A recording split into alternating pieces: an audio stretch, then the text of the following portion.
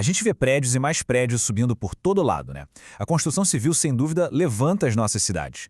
Mas já paramos para pensar em quem constrói os próprios construtores? Pois é, hoje a gente vai mergulhar numa pesquisa que propõe exatamente isso. Uma nova base para formar essa galera. Uma que coloca a técnica e a humanidade no mesmo patamar de importância. Bom, vamos direto ao ponto. A pergunta que essa análise joga na mesa é forte. A gente domina a engenharia, os materiais, a logística, mas parece que no meio de tanto cálculo e tanto concreto, a gente meio que esqueceu do componente principal, sabe? A pessoa, aquela que veste o capacete e vai para a obra todo santo dia. E olha, esse esquecimento, ele tem um custo, e um custo bem alto. Agora a gente vai falar um pouco sobre a crise humana, que muitas vezes fica escondida atrás dessas estruturas gigantes que a gente tanto admira. Não dá para negar. É um setor que impulsiona o país, que gera milhões de empregos, que literalmente muda a cara dos lugares. Só que por trás desses números todos, existe uma realidade que nem sempre é bonita. Uma realidade de trabalho que ainda pode ser bem precária e, vamos ser sinceros, perigosa. E o que este slide mostra é que isso é uma bola de neve. Uma coisa vai puxando a outra, sabe? Condições ruins e acidentes levam a baixa motivação. Um trabalhador desmotivado, claro, vai procurar outra coisa, o que gera uma rotatividade enorme. E com gente entrando e saindo o tempo todo, fica quase impossível ter mão de obra qualificada e experiente. No fim das contas, todo mundo sai perdendo. Tá, mas e se a gente dissesse que a solução para quebrar esse ciclo vicioso já existe? É exatamente aqui que a pesquisa aponta uma luz, um novo caminho. Uma abordagem que basicamente coloca as pessoas no centro de tudo.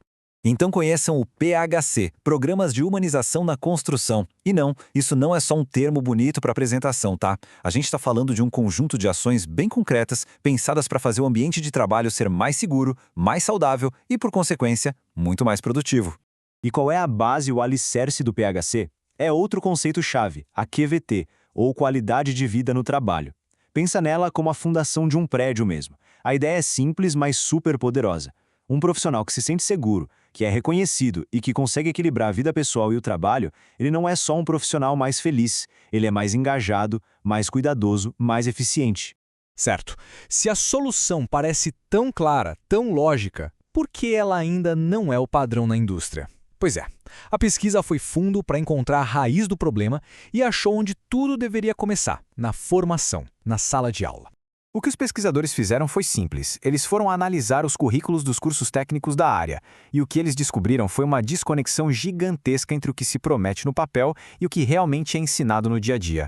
E esse slide aqui resume a situação de um jeito perfeito. De um lado da balança, o discurso oficial, lindo, formação humana integral, pensamento crítico, ética. Do outro lado, a realidade nua e crua. Uma avalanche de conteúdo técnico, enquanto os temas humanos são tratados como algo extra, sabe? Uma coisinha aqui e outra ali, sem nenhuma conexão real com a prática. Essa citação da pesquisa é cirúrgica, vai direto na ferida. A gente prepara o profissional para lidar com máquinas e materiais, mas não para liderar pessoas, não para gerenciar conflitos ou para criar um ambiente de trabalho que seja, antes de mais nada, saudável.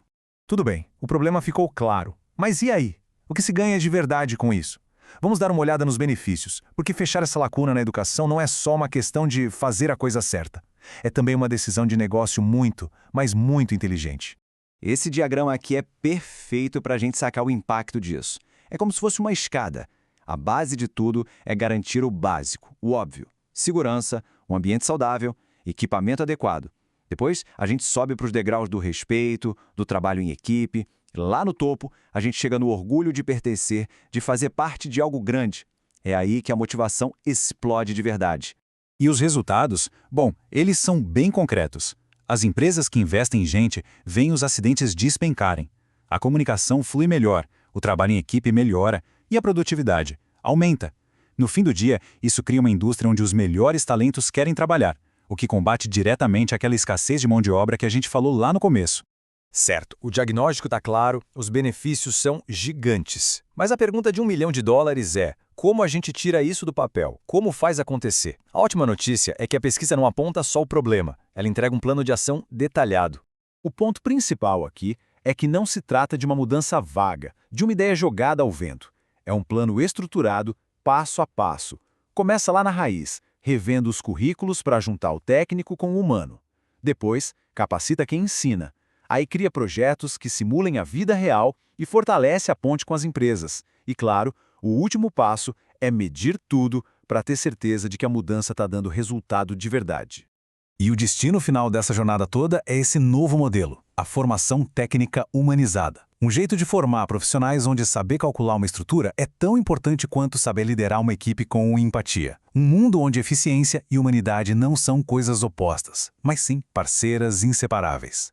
Então a reflexão que fica é essa. A gente investe tempo, dinheiro e muita inteligência para criar estruturas que durem séculos, que sejam sustentáveis. A pergunta final é: por que não podemos usar essa mesma capacidade para projetar uma indústria que seja igualmente sustentável e resiliente com o seu bem mais valioso, as pessoas que a constroem?